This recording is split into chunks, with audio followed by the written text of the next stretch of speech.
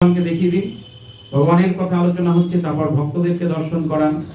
তো বলছেন অন্তকালে তু জনৈব শ্রূয়কে সুখ শাস্ত্রবাদ প্রীত্যা তস্যৈব বৈকুণ্ঠ গোবিন্দয়পি প্রযোজ্যতি। বলছে গোবিন্দ এতই দয়াময়, এতই মঙ্গলময়, এত করুণাময় যে সারা জীবনও যদি কেউ ভাগবত কথা শ্রবণের সুযোগ না পায়, হরি ভজনের সুযোগ না পায়, অন্তিম সময়েও, ওই অন্তিম মুহূর্তেও যদি কেউ হরি কথা শোনে, ভাগবত কথা শোনে, বা অন্তিম সময়েও যদি সুযোগ না পায়, মৃত্যুর পরেও শ্রাদ্ধ আদি ক্রিয়া যখন হয় বা তার পরেও যদি তার আত্মার উদ্দেশ্যে, তার মঙ্গলের জন্য যদি ভাগবত কথা আয়োজন হয়, তাহলেও বলছে প্রীত্যা তস্যৈব বৈকুণ্ঠং, তাকেও ভগবান প্রীতি প্রদান করেন, প্রীতিপূর্বক বৈকুণ্ঠ ধাম প্রদান করেন।